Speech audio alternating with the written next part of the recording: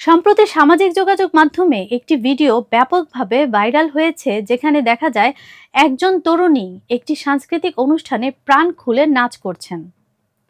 ভিডিওটি ছড়িয়ে পড়ার পর দাবি করা হয় ওই তরুণীর বিয়ের সমস্ত আয়োজন সম্পন্ন হয়েছিল, কিন্তু হবু শ্বশুর এই নাচের ভিডিও দেখে ক্ষুব্ধ হয়ে বিয়ে ভেঙে দিয়েছেন। তিনি মন্তব্য করেছেন, নর্তকী মেয়েকে আমি আমার ছেলের বউ হিসেবে মেনে নিতে পারি না। বিষয়টি ঘিরে তুমুল আলোচনা সমালোচনার ঝড় উঠে সামাজিক যোগাযোগ মাধ্যমে। তবে অনুসন্ধানে দেখা যাচ্ছে এই ভাইরাল ভিডিও এবং বিয়ে বিচ্ছেদের সঙ্গে প্রকৃতপক্ষে কোনো সম্পর্কই নেই। ভিডিওতে দেখা যাওয়া তরুণী ও যার বিয়ে ভেঙেছে বলে দাবি করা হচ্ছে, তারা দুইজন সম্পূর্ণ ভিন্ন ব্যক্তি। মূলত একটি নির্দিষ্ট সামাজিক অনুষ্ঠান থেকে তরুণীর নাচের ভিডিওটি ছড়িয়ে পড়ে এবং তা বিকৃত ব্যাখ্যার মাধ্যমে সামাজিক মাধ্যমে প্রচার করা হয়। এতে অনেকেই ভেবে নেন যে এটি কোনো বিয়ের পূর্ব মুহূর্তের ঘটনা এবং নাচের কারণে বিয়ে বাতিল হয়েছে। অথচ খোঁজ নিয়ে জানা গেছে ভিডিওটি একটি কলেজের বা স্থানীয় সাংস্কৃতিক অনুষ্ঠানে অংশ নেওয়া একজন শিক্ষার্থীর। তিনি জনসম্মুখে নাচের জন্য পারফর্ম করেছিলেন, যা তার ব্যক্তিগত বা পারিবারিক জীবনের সঙ্গে কোনো সাংঘর্ষিক বিষয় ছিল না। অন্যদিকে যে তরুণীর বিয়ে ভাঙার কথা বলা হচ্ছে, তিনি এই ভিডিওর মেয়েই নন।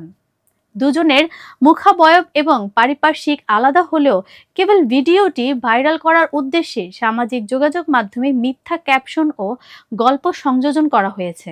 ভিডিওটি ছড়িয়ে পড়ার পর মেয়েটির ব্যক্তিগত ছবি, নাম ও সামাজিক মাধ্যমে প্রোফাইল ছড়িয়ে দেওয়া হয়, যা ডিজিটাল নিরাপত্তা আইন অনুযায়ী একটি গুরুতর অপরাধ। তবে এই ঘটনা ঘিরে বাংলাদেশের একটি বাস্তব সামাজিক ও ধর্মীয় প্রশ্ন সামনে চলে এসেছে।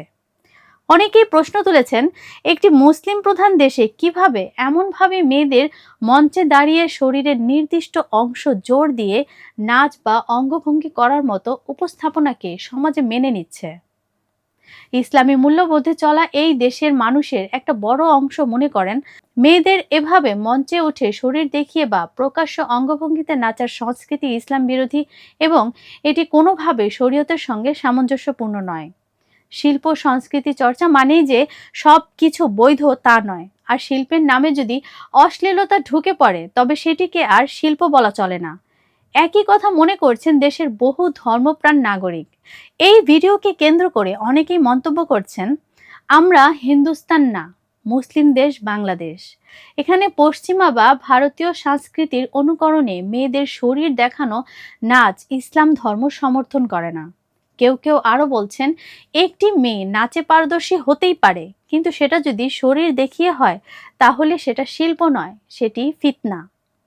এই প্রতিক্রিয়াগুলো দেখলে স্পষ্ট হয় বাংলাদেশের সাধারণ ধর্মপ্রাণ মানুষেরা নাচ গানকে ইসলামী দৃষ্টিকোণ থেকে বিচার করছেন, যেখানে শরীর প্রদর্শন, উন্মুক্ত অঙ্গভঙ্গি কিংবা পুরুষদের সামনে বেপরদা হয়ে পারফর্ম করা স্পষ্টভাবে নিষিদ্ধ। অপরদিকে অনেকেই এটাও বলছেন, সমাজে আজ এমন একটা সময় এসেছে যখন মেয়ে বা ছেলে কেউই ভাইরাল হওয়ার লোভ সামলাতে পারছে না। অনেক সময় তারা নিজেরাই ভিডিও প্রকাশ করছে, আবার কখনো অজান্তেই কেউ তাদের ভিডিও রেকর্ড করে ছড়িয়ে দিচ্ছে। তারপর সেই ভিডিওকে ঘিরে চলে চরিত্র হরণের প্রতিযোগিতা, সামাজিক বিচার, ধর্মীয় হুমকি, এমনকি পারিবারিক বিপর্যয়।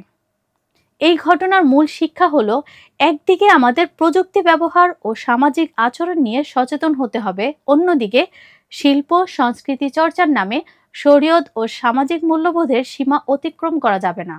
বাংলাদেশ একটি ধর্মপ্রাণ মুসলিম সমাজ।